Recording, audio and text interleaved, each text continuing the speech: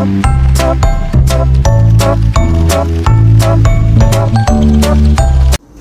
everyone, my name is Alifa Putri Shahabiyah and my student ID is 0903-1282328116. I'm a student of Information Systems, Reguler Class 4A, Faculty of Computer Science at Sriwijaya University. So, in this video, I'm going to walk you through how to solve the study cases given in my semester exam for the operating systems course. This exam is all about working with Kali Linux, a powerful operating system used for security and penetration testing, but in this case, we're using it for something more fundamental, like learning how to manage directories, manipulate files, set access permissions, create symbolic links, and configure user mask settings. So there are 5 main cases we need to complete, covering this topic step by step. So let's not waste any time and jump right into it. For the first case, we are asked to create a directory structure based on our identity. The main directory should be named using the format name_nama, and inside it we need to create 3 subdirectories, which is document, code, and arsip. So the steps to solve this case is, first, we need to navigate to the home directory using the cd change directory command, which is the syntax is cd /home/mahasiswa/. This command moves us to the student home directory where we will create our main directory. The second step, create the main directory using mkdir make directory, which is mkdir name_nama. The mkdir command creates a new directory with the given name. The third steps, enter the main directory using cd, which is cd name_nama, and this command moves us into the newly created directory.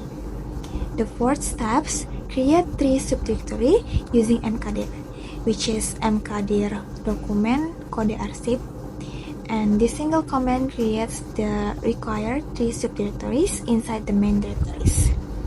The last one is verify the directory structure using the 3 command, which is 3 point.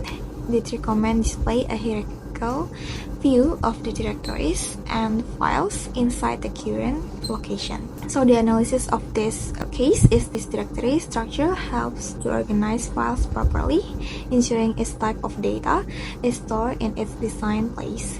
With this approach, we can easily locate files without confusion. The second case is file manipulation. In this case, we are asked to create, copy, move, and display a file. So the steps to solve this case is, first, we create a file named identitas.txt inside the document directory using echo command. The echo command writes text to a file with strip A, enabling special characters like for new lines. The second step is copy identitas.txt to the arsip directory using cp command. The cp command duplicates a file and renames it in the new location.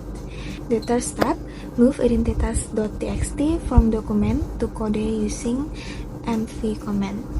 The mv command relocates the file to a different directory.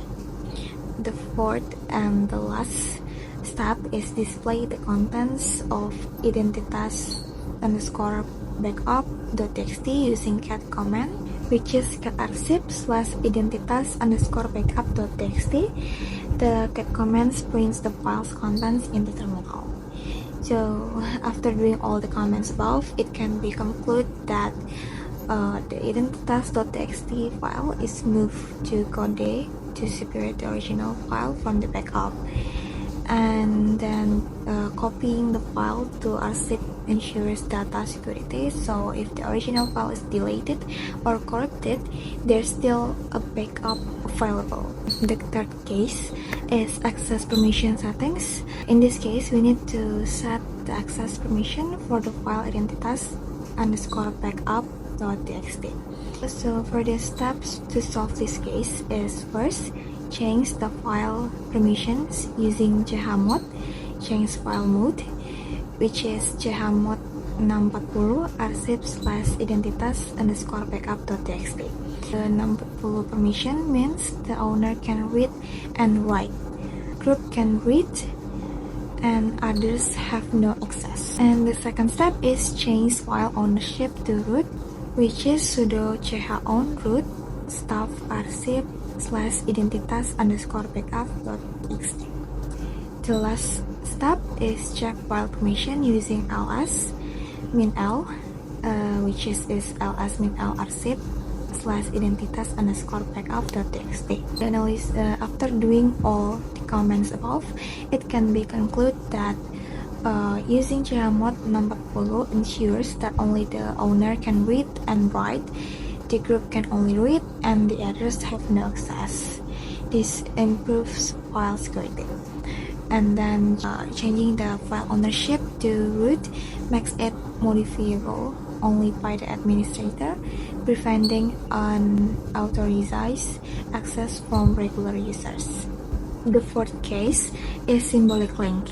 In this case, we need to create a symbolic link pointing to a reference file.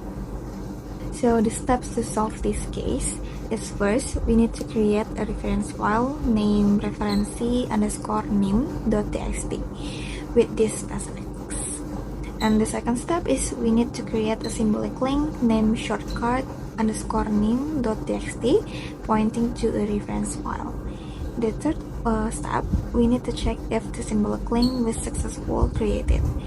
And the last step, we need to modify the contents of the reference file and check if the symbolic link reflects the change. So after doing all the comments above, it can be concluded that since the symbolic link only points to the original file, any modifications made to the reference file will automatically appear in the symbolic link. This is useful for quick access without duplicating files. The last case is user max or umax. In this final case, we need to adjust the umax setting, which controls the default file permissions. So the steps to solve this case is first, we need to check the current umax value.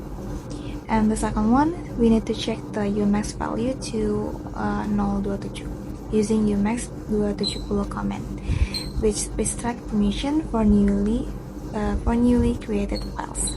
And the last, we need to create a new file and check its access permissions with touch and ls command. So after doing all the commands above, it can be concluded that the umax value subtracts from the system's default permissions, which is 6664 files, 777 for directories. So with umax 027, new files will have 640 permissions, allowing only the owner to read and write, the group to read, and denying access to others. And a stricter umax setting ensures that new files cannot be accessed by an unauthorized user, which is essential in multi-user environments. So that's all for this video. I have explained it each step in detail and provided a true analysis. I hope this video helps you understand Linux file and directory management. Thank you for watching and see you in the next video. Bye.